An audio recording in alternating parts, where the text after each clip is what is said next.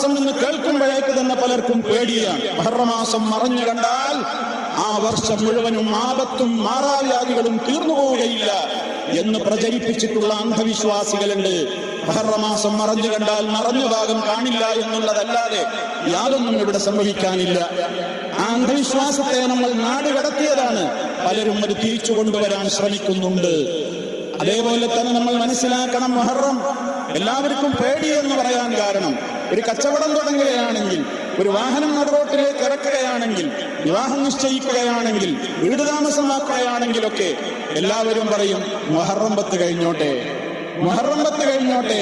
എന്താ പേടിയാണ്. മുഹറം 1 മുതൽ 10 വരെ നഹ്സാണ് എന്നാണ് പല പഞ്ചാംഗങ്ങളിലും അറബി കലണ്ടറുകളിലും.